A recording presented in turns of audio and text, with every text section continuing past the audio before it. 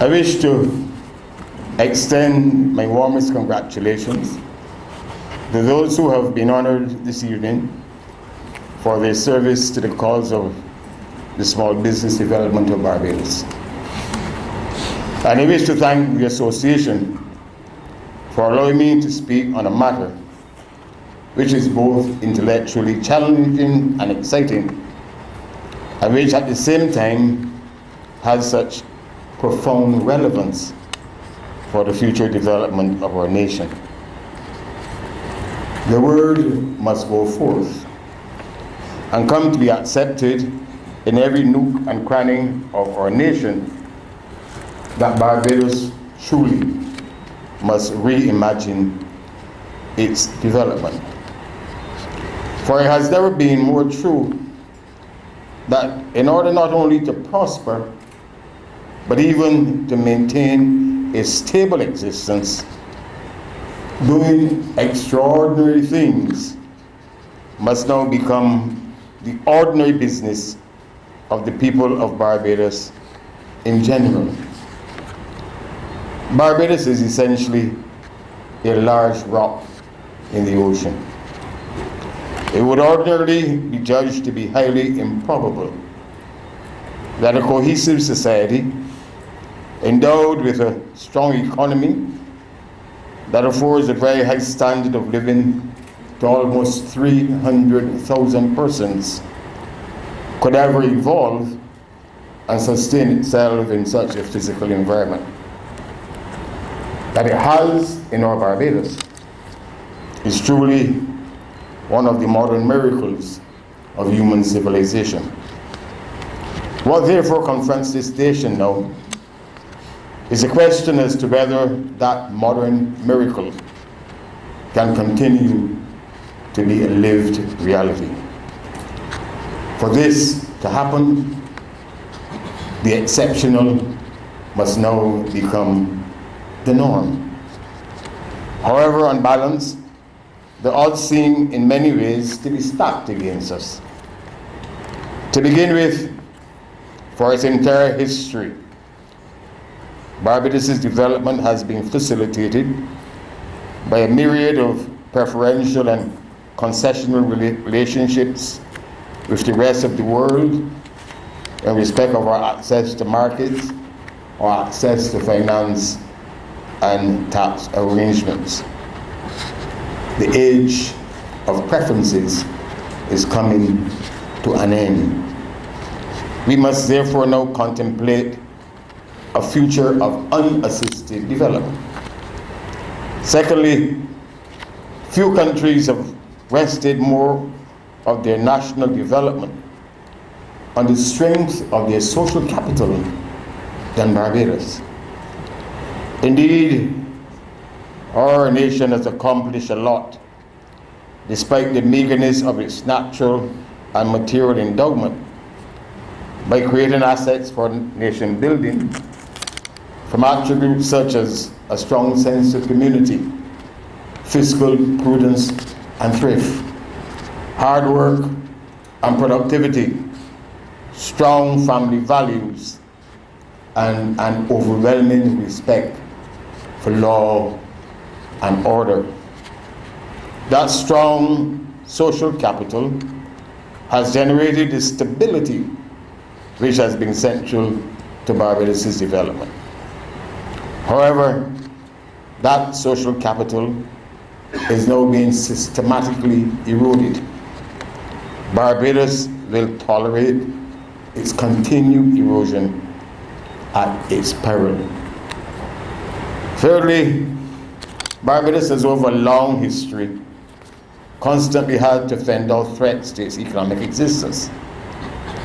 It has succeeded wonderfully well in this endeavor by the quality of its economic management and by calling upon a special quality of resilience of its people, resilience of its enterprises, and the resilience of its institutions.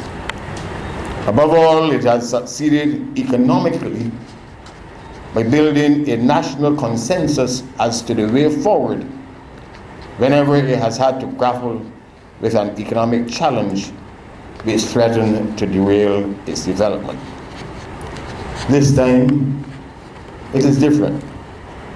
Barbados has experienced economic downturn on a number of occasions since independence. On each occasion, the downturn lasting less than 2 years was followed by an equally sharp upturn in economic performance as the economy responded positively to corrective measures. By contrast, Barbados has now been experiencing economic malaise for 7 straight years. It has already deployed some of the most wrenching corrective measures to arrest and to turn around the decline, yet there is no immediate prospect for a robust recovery on the horizon. In addition, Barbados is also fast becoming a society that does not rest on a viable economy. It is depending too heavily on the tourism sector, which itself is losing market share to regional competitors, and which has now to rely on extraordinary and unsustainable fiscal concessions to spur private investment. It has also become a debt-propelled economy in a dangerous new way. For debt is now being raised not only to build capital assets, to support future growth, but also to pay current bills. This has in turn created a situation under which a debt overhang is now the greatest single constraint to the future growth and the development of our nation. In all of this, the one thing that is certain is that our country cannot entertain the complacency that comes from the belief that the policies and the strategies which proved so successful in the past and for such a long period will help it to navigate its way forward in today's world. Sadly, what is also certain is that there is no national consensus that has been developed concerning the direction which the country should take, nor the policies and the measures that should take us safely there. Our ship of state is drifting on an uncertain sea. Against this background, I would like to use the occasion of this address to deal with a matter on which there is a need for a national consensus, but where there is none, and which will require a reconceptualization of national development in a way that will significantly affect the role which small businesses will have to play in Barbados' future development. The government of Barbados is at present carrying out a fiscal consolidation program whose specific purposes are to reduce the size of its fiscal deficit and to curb the growth of its debt, and we shall all support it in that endeavor. If these measures are not successfully undertaken as a necessary precondition for the resumption of growth, Barbados will remain in an economic wilderness for many years to come.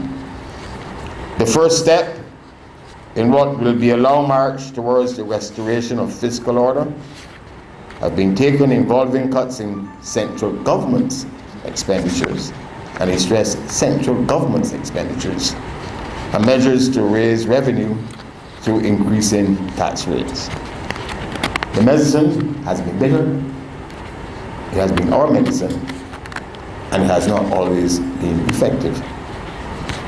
There is, however, a matter which has not yet been addressed that cannot be forever ignored, and which has to be addressed in a creative way to avoid causing economic and social convulsions from which Barbados would have a considerable difficulty in extricating itself. Barbados has, for many years, followed the Scandinavian model in much of its efforts at economic and social development. It has in the process built an extensive social safety net to support a wide cross-section of the vulnerable. It has brought into existence a wide array of state enterprises through which it has sought to influence the scope and the direction of economic and social activity in the country. Some of these enterprises owe their existence to a decision by an Errol Barrow administration to abolish local government. Some, like the Transport Board, owe their existence to a decision by a Granby Adams administration to nationalize a large number of private transport operators. The government of Barbados also provides a large number of subsidies to social and economic entities. Such subsidies and the transfers to state enterprises until recently cost the government of Barbados approximately $1,234 million in a financial year. This country can no longer afford that. Government's fiscal consolidation program requires that this should be reduced by over $200 million to $1,100,000. Indeed, the most recent IMF Article 4 report speaks about the need to accelerate the restructuring of state enterprises, including amalgamation and divestment, to achieve such a purpose. It, of course, cannot be supposed that a $200 million program to accelerate the restructuring of public enterprises in Barbados will amount only to the early retirement of 5 people at the BIDC. Much more clearly is contemplated. Some enterprises will be amalgamated, some will be privatized, some may even be abolished entirely, some will be downsized, and some will have their structures rationalized. It will be a huge undertaking that will affect the course of Barbados' development in a very profound way for an entire generation. A national consensus therefore needs to be developed as to how this endeavor should be implemented, especially with a view, following the Barbadian way, to transforming what on the face of it could prove to be a negative into a positive. For in all of this, the only prospect that seems certain is that a fairly substantial number of persons now employed at state enterprises stand to lose their jobs.